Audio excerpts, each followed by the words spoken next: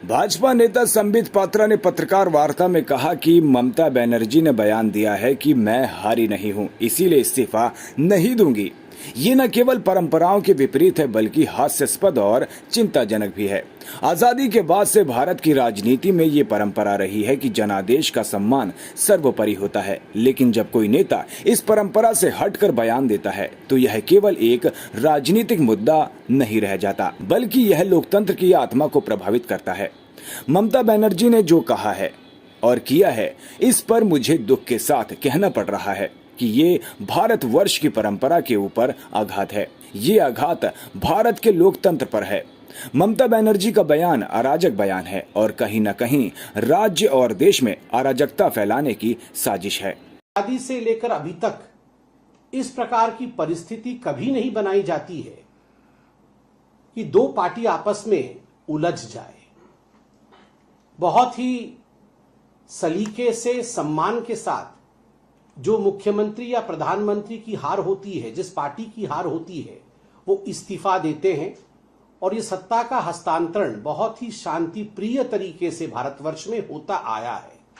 विगत 75 वर्षों में, in the last 75 years, India is known for this phenomenal democratic effect of its in the whole world. पूरे संसार में भारत अपने इस लोकतांत्रिक संवैधानिक प्रक्रिया के लिए जानी जाती है। मगर आज ममता बनर्जी जी ने जो कहा है और जो किया है, मुझे दुख के साथ कहना पड़ रहा है। यह जो परंपरा भारतवर्ष की थी उसके ऊपर एक आघात है।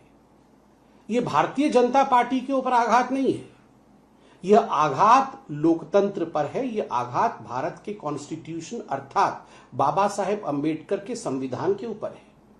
आप चिंता करिए, कोई अकेला इलेक्शन बंगाल में नहीं हुआ था। 5 राज्य चुनाव में गए थे, बंगाल भी चुनाव में गया था, असम भी चुनाव में गया था, तमिलनाडु भी चुनाव में गई थी, केरल भी चुनाव में गया था, पुडुचेरी भी चुनाव में गई थी। हमने कल देखा पिनरई विजयन, शांति से उन्होंने जब परिणाम देखा, उन्होंने आराम से जाकर अपना इस्तीफा सौंपा। आज हमने देखा स्टालिन जो सीएम हैं तमिलनाडु के जो थे, आज उन्होंने जाके लोक भवन में, गवर्नर्स हाउस में अपना रेजिग्नेशन सौंपा। मगर ममता बनर्जी है कि वो कह रही है कि हम हारे नहीं हैं और हम रेजिग्नेशन नहीं देंगे। This is the sense of entitlement and anarchy. ये कहानी है अराजकता की और ये कहानी है एंटाइटलमेंट की। मैं ही रहूंगी, मेरे अलावा कोई और नहीं रहेगा। संविधान मेरे से शुरू होता है और मेरे पे खत्म हो जाता है। अगर मैं नहीं तो संविधान नहीं, मैं नहीं तो लोकतंत्र नहीं। मुझे ही केंद्र बिंदु में रखकर सत्ता चलेगी, अगर मैं नहीं तो सत्ता भी नहीं चलेगी। ममता जी को बहुत ही ससम्मान हम कहना चाहेंगे कि no one is indispensable in Indian democracy. Bharat के लोकतंत्र में कोई भी इंडिस्पेंसेबल नहीं है। जनता जनार्दन ही एक ऐसी शक्ति है जो इंडिस्पेंसेबल है। जनता जनार्दन ही एक ऐसी ताकत है जिसके बगैर डेमोक्रेसी काम नहीं कर सकती है। कोई भी नेता यहां ऐसा नहीं है जिसके बगैर देश नहीं चल सकता, राज्य नहीं चल सकता है। तो ये गलतफहमी जो ममता बनर्जी पाल रही है कि उनके बिना बंगाल नहीं चल सकता है और वही बंगाल है और वही सरकार है, ये गलत बात है। दूसरी बात, ममता जी का कहना कि वो विधानसभा भी नहीं जाएंगी। अब कैसे जाएंगी विधानसभा? मुझे तो समझ में नहीं आ रहा है वो क्या सोच के सोच रही थी कि विधानसभा जाएंगी। अब जीत तो हुई नहीं है उनकी भवानीपुर सीट से, वो विधायिका नहीं रही हैं, तो स्वाभाविक रूप से वो विधानसभा नहीं जा सकती है। और उन्होंने ये भी कहा कि मैंने इंडी गठबंधन के सभी लोगों से बारी बारी बातचीत की, सभी लोगों ने मुझे भी फोन किया, मैंने भी इंडी गठबंधन के सभी लोगों से फोन पे बात की। मुझे तो समझ में नहीं आता ये इंडी गठबंधन क्या चीज है? ये फोन पे ही बात करने के लिए है, बीच बीच में हाथ पकड़ने के लिए है? ये क्या चीज है इंडी गठबंधन? ये 5 राज्यों में चुनाव हो रहे थे, क्या हो रहा था इंडी गठबंधन का? राहुल गांधी जाके ममता जी के खिलाफ बोल रहे थे, ममता जी कांग्रेस के खिलाफ बोल रही थी, एक दूसरे के खिलाफ वो लड़ रहे थे। फिर काहे का इंडी गठबंधन? ये काहे का इंडी गठबंधन और किस चीज के गठबंधन को लेकर ये लड़ रहे हैं? लेफ्ट के खिलाफ तो कांग्रेस पार्टी लड़ रही थी केरल में, और अब वो बोल रहे हैं कि हम इंडी गठबंधन है।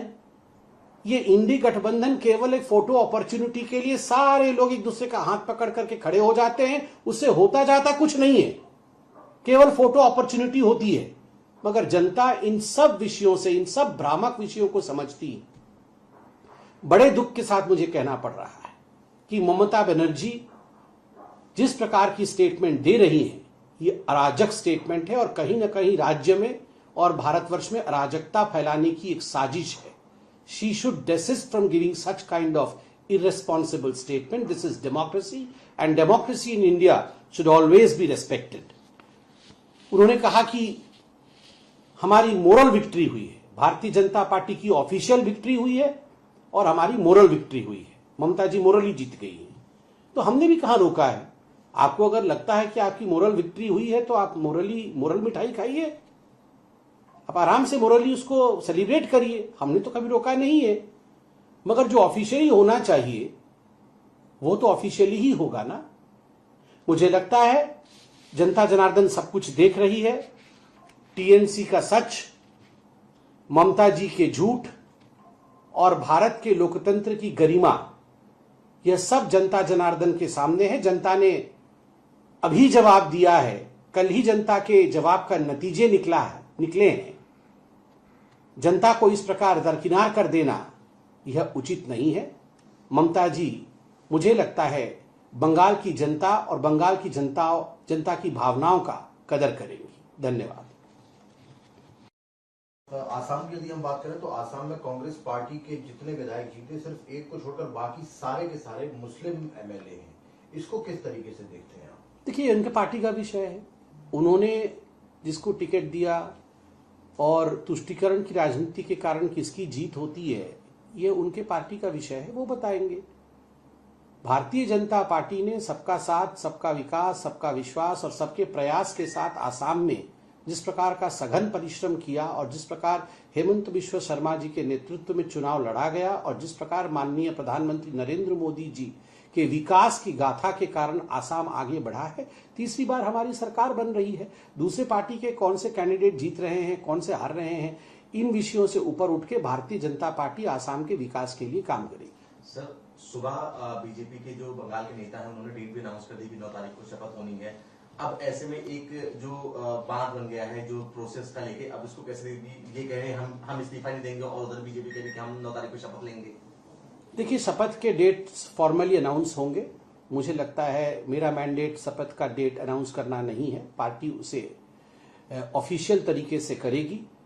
मगर देखिए, संविधान के जो निर्माता हैं तो उन्हें भी शायद पता होगा कि ऐसी भी स्थिति हो सकती है जैसा आज ममता बनर्जी जी ने किया है कि मैं इस्तीफा नहीं दूंगी। ऐसे सिचुएशन से बचने के लिए उन्होंने सभी प्रकार का मार्ग प्रशस्त रखा है संविधान में। भारत के संविधान में असेंबली का टेन्योर फिक्स होता है। जहां तक मैं जानता हूं 7 मई को बंगाल के विधानसभा का टेन्योर समाप्त हो रहा है। स्वाभाविक रूप से जब टेन्योर समाप्त हो जाता है तो जो मुख्यमंत्री रहता है वो मुख्यमंत्री और नहीं रहता है। गवर्नर के पास चुनाव आयोग से नई सूची आती है विधायकों की, कौन से पार्टी के कितने विधायक जीत के आए हैं, और जिसके पास संबल होता है अर्थात जिसके पास संख्या होती है, गवर्नर राज्यपाल महोदय उस पार्टी के लीडर को जो विधानमंडल द्वारा चयनित किया जाता है, चिन्हित किया जाता है, उनको बुलाया जाता है सरकार बनाने के लिए। ये सारी प्रक्रियाएं भारत के संविधान में स्पष्ट रूप से लिखी हुई हैं, स्पष्ट रूप से उद्धृत है और भारत संविधान के हिसाब से चलेगा। किसी के प्रेस बाइट या किसी के कुछ कहने पर नहीं चलेगा, संविधान के हिसाब से चलेगा। देखिए, पूरे विश्व में जितने भी तानाशाह रहे, जितने भी डिक्टेटर रहे, उनका इसी प्रकार का रवैया रहा है। उन्होंने कभी हार नहीं स्वीकार की। तानाशाह कभी हार नहीं स्वीकार करते हैं। वो कभी भी शांतिप्रिय तरीके से पावर का हस्तांतरण हो जाए वह नहीं होने देते हैं। This is a typical dictatorial attitude. ये जो एटीट्यूड आज हम ममता जी का देख रहे हैं, ये एक टिपिकल तानाशाही मानसिकता है और मुझे लगता है बंगाल की जनता इसे जानती है, तभी इतना बड़ा बदलाव हुआ है। एक और सवाल है समित जी, जब से चुनाव परिणाम आए हैं उसके बाद में पूरे बंगाल में छुटपुट हिंसा की खबरें देखने को मिल रही हैं। हालांकि बीजेपी के कई कार्यकर्ताओं ने टीएमसी के कार्यालयों पर या टीएमसी के कर्मचारियों के साथ में झगड़ा भी किया। इसको पूरे सिनेरियो किस तरीके से? देखिए, कल माननीय प्रधानमंत्री जी ने बड़े स्पष्ट रूप से अपने भाषण में देश को संबोधित किया और दो विषय उन्होंने स्पष्टता के साथ रखा है कि इस बार पहली बार बंगाल में ऐसा चुनाव हुआ जिसमें जान माल की हानि नहीं हुई। उन्होंने धन्यवाद भी दिया, अभिनंदन किया चुनाव आयोग का, धन्यवाद दिया बंगाल की जनता का कि इस प्रकार शांतिप्रिय तरीके से चुनाव हुए हैं। अगर हिंसा की कोई घटना हो रही है तो उसके लिए सीएपीएफ वहां तैनात है। किसी भी कीमत पर हिंसा को नहीं सहा जाएगा। और प्रधानमंत्री जी ने भी एक आह्वान किया था सभी पॉलिटिकल पार्टीज के कार्यकर्ताओं को, जिसे सभी को गंभीरता से लेने की आवश्यकता है। उन्होंने कहा था, आइए हिंसा छोड़कर हम सब एक ही मार्ग पर चले और वो मार्ग विकास का मार्ग होगा। वह मार्ग होगा बंगाल को कैसे सोनार बंगाल बनाया जाए, सोने का बंगाल बनाया जाए। उसी मार्ग पे हम सबको चलना है। उत्तर प्रदेश के मुख्यमंत्री योगी आदित्यनाथ ने एक कार्यक्रम को संबोधित करते हुए कहा कि देश और बंगाल की जागरूक जनता सब देख रही है। जो भी सनातन का अपमान करेगा उसका सूपड़ा साफ होना तय है। बंगाल की जनता ने सनातन का अपमान करने वालों को सबक सिखाकर दिखा दिया है। और अच्छी सरकार जब आती है तो परिणाम भी लाद के लेके आती है। देखो ना, बंगाल में वहां की जनता ने कैसा जवाब दिया। वहां टीएमसी को एकदम सुपड़ा साफ कर दिया।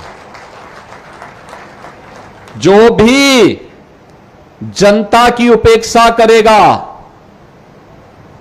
विकास के नाम पर आने वाले पैसे पे डकैती डालेगा, गुंडों को प्रश्रय देगा, भारत की धरती पर सनातन का अपमान करेगा, उसका सुपड़ा साफ होना तय है। उसको कोई रोक नहीं सकता है। और बंगाल की जनता ने यह करके दिखाया है। मैं बंगाल की जनता का भी इस अवसर पर अभिनंदन करता हूं कि उन्होंने प्रधानमंत्री मोदी जी के मार्गदर्शन और उनके नेतृत्व पर विश्वास किया है। अब बंगाल सोनार बांग्ला बनेगा और सोनार बांग्ला के लिए मैं बंगाल के सभी नागरिकों का अभिनंदन करता हूं। टीएमसी नेता अभिषेक बैनर्जी ने पत्रकारों से बात करते हुए कहा कि मैं चुनाव आयोग को चुनौती देता हूं कि दोपहर 12 बजे से शाम 6 बजे तक काउंटिंग सेंटरों की सीसीटीवी फुटेज जारी करे। अगर ऐसा किया जाता है तो हम जनता के जनादेश को पूरी तरह स्वीकार करेंगे। ईवीएम मशीन मैच नहीं हो रही। 12 घंटे मशीन यूज हुआ, लेकिन तब भी वो 90% चार्ज कैसे है। हमारे काउंटिंग एजेंट को नोटिस दिया गया जिससे वो काउंटिंग में ना जाए। हमें टॉर्चर किया जा रहा है। पार्टी दफ्तर तोड़े जा रहे हैं। अगर जनादेश है तो भाई आपने देखा ना, काउंटिंग सेंटर से तृणमूल के लोगों को भगाया गया मार के। वो सारे सीसीटीवी फुटेजेस रिलीज करे। भाई इलेक्शन कमीशन कुछ भी करता है तो आप लोगों को मीडिया में दे देता है रिएक्शन व्हाट्सएप ग्रुप में, तो सीसीटीवी फुटेजेस रिलीज कर दे कि काउंटिंग सेंटर में नहीं हुआ है, हम मान लेंगे जनादेश है। मेरा चैलेंज है कि सीसीटीवी फुटेज काउंटिंग सेंटर का मैं 100 ऐसे देता हूं आपको एसी, इलेक्शन कमीशन 10 रिलीज कर दे। काउंटिंग सेंटर का पूरा दिन का सीसीटीवी फुटेज खास करके 12 बजे के बाद से 6 बजे तक का 6 घंटा का रिलीज कर दे। मैं आपको कंप्लेंट का कॉपी देता हूं जहां पे 17C में जो ईवीएम रिकॉर्ड हुआ था और जो काउंटिंग टेबल में जो ईवीएम आया है दोनों अलग मशीन है। सीरियल नंबर मैच ही नहीं कर रहे। मैं देता हूं आपको, चिट्ठी भेजता हूं मीडिया ग्रुप में अभी। और ये आज मैं नहीं दे रहा हूं, कल हमारे काउंटिंग एजेंसी आरओ को दिया है, जहां पे मान लीजिए वोटिंग मशीन्स जो पूरा दिन आप ये कैमरा यूज कर रहे हो, बूम यूज कर रहे हो, भाई इसको आपको चार्ज तो करना पड़ता है। 12 घंटा मशीन यूज हुआ है जिसका चार्ज खत्म हुआ 50%, 55%, 59%, 60%, 90% मशीन्स वेर 92%, 93%, 95% चार्ज। ये कैसे संभव है? तो जनादेश है तो आप ये सार्वजनिक कर दीजिए, हम मान लेंगे जनादेश है। और जनादेश चाहे तृणमूल को 80 सीट मिले, 8 सीट मिले, 100 मिले, 150 मिले या 2 मिले, भाई हम वो सर झुका के लोग जो आदेश देंगे हम वो मानेंगे। और लोकतंत्र का यही खासियत है। लेकिन जिस तरीके से आपने माहौल बना के लोगों को वोटर लिस्ट से बाहर करके जोर जबरदस्ती कभी ईडी, कभी सीबीआई, कभी एनआईए से जिनको नोटिस दिया, और ऐसे भी लोग हैं जो काउंटिंग एजेंट्स थे कल, उनको भी नोटिस गया ताकि वो काउंटिंग में नहीं जा पाए। खाली आप चुनाव आयोग को बोलो कि भाई मैं 100 नाम देता हूं, आप 12 से लेके 6 बजे तक का सीसीटीवी फुटेज रिलीज कर दो। सीसीटीवी तो था ही, मैं गलत प्रूव हो जाऊंगा, आपके सामने आके माफी मांग लूंगा। भाजपा सांसद रविशंकर प्रसाद ने पश्चिम बंगाल की मुख्यमंत्री ममता बनर्जी के इस्तीफा देने से इनकार करने पर पत्रकारों से बात करते हुए कहा कि ममता बनर्जी, आप हारी हैं तो हार को विनम्रता से स्वीकारिए। पहली बार आप सुप्रीम कोर्ट पहुंच गई मुख्यमंत्री के रूप में, वहां कोर्ट ने फैसला किया।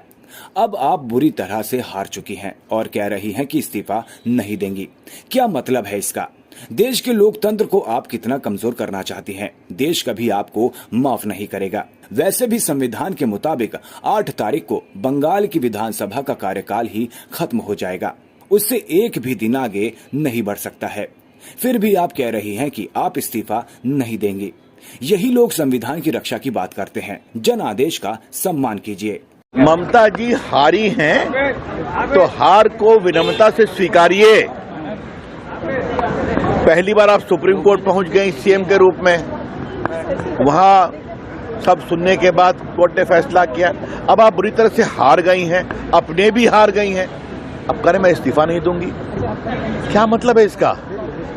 देश के लोकतंत्र को कितना आप कमजोर करना चाहती हैं? कभी देश आपको माफ नहीं करेगा। वैसे भी संविधान के मुताबिक 8 तारीख को बंगाल की विधानसभा का टर्म ही खत्म हो जाएगा, उससे एक दिन आगे नहीं बढ़ सकता है। जब विधानसभा खत्म हो गई, आप भी खत्म हो गई, आप तो हार चुकी हैं, फिर भी कर मैं इस्तीफा नहीं दूंगी। और यही लोग कौन है जो संविधान के प्रोटेक्शन की बात करते हैं? ये बिल्कुल बेबुनियाद बात है। मैं इतना ही कहना चाहता हूं, जनता ने जवाब दे दिया है, उस जनता के जवाब का सम्मान करिए। बीजेपी नेता राघव चड्ढा ने पत्रकारों से बात करते हुए कहा कि बीते कुछ घंटों में पंजाब में 2 ब्लास्ट हुए हैं, एक जालंधर और दूसरा अमृतसर। हम इसकी निंदा करते हैं, स्थिति चिंताजनक है। ये बम ब्लास्ट पंजाब की अमन और अशांति के साथ खिलवाड़ करने की कोशिश है। पंजाब के डीजीपी साहब ने मौके पर जाकर और शुरुआती जांच में पाया कि इस वारदात के पीछे पाकिस्तान के आईएसआई का हाथ है। दूसरी, पंजाब के सीएम बयान दे रहे हैं कि इस वारदात के पीछे पाकिस्तान के आईएसआई का हाथ नहीं है बल्कि भाजपा का हाथ है। तो मैं सीधे तौर पर पूछना चाहता हूं कि पंजाब के सीएम पाकिस्तान के आईएसआई को क्यों क्लीन चिट देना चाहते हैं? और क्या भाजपा से उनकी इतनी दुश्मनी हो गई है कि उन्हें पाकिस्तान के आईएसआई की गोद में जाकर बैठना पड़ रहा है? बीते कुछ घंटों में पंजाब में 2 बहुत खतरनाक वारदातें हुई हैं, 2 बॉम्ब ब्लास्ट हुए हैं, एक जलंधर में, एक अमृतसर में। हम इसे कंडेम करते हैं।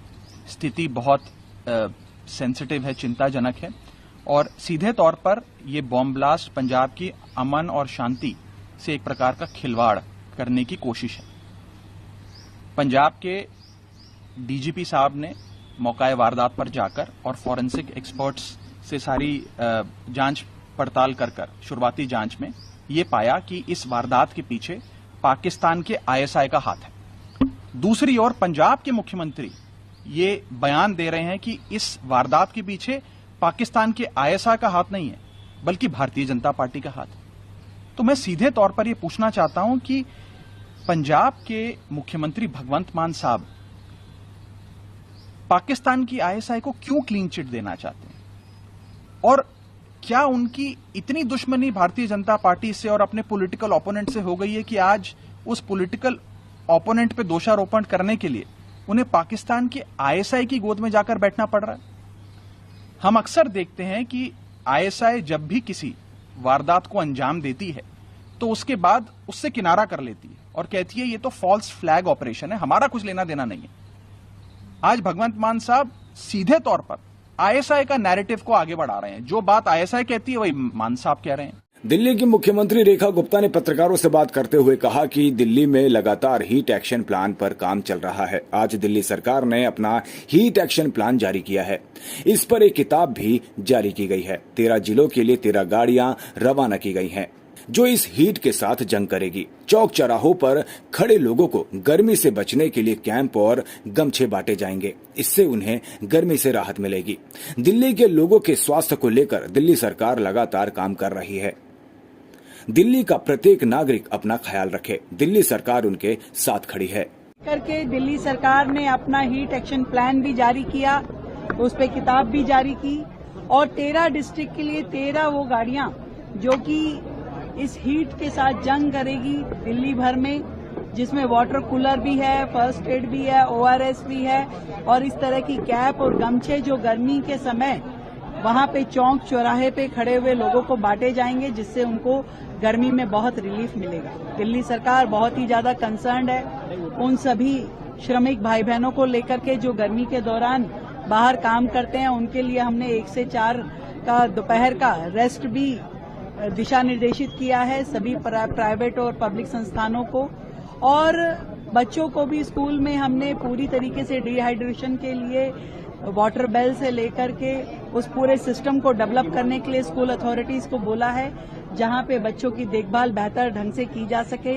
हॉस्पिटल्स में कूल रूफ और हीट वेव से रिलेटेड सारी मेडिसिन्स की अवेलेबिलिटी, वहां पे एक्स्ट्रा बेडिंग की फैसिलिटी, इस सब का भी समाधान दिल्ली सरकार ने किया है। मैं दिल्ली के लोगों के स्वास्थ्य को लेकर के दिल्ली सरकार लगातार काम कर रही है और इस मौसम में हर व्यक्ति स्वस्थ रहे, हीट स्ट्रोक से बचा रहे, उसके लिए ये सारी सुविधाएं दी जा रही हैं। दिल्ली का प्रत्येक नागरिक अपना ध्यान रखे और दिल्ली सरकार उनके साथ खड़ी है।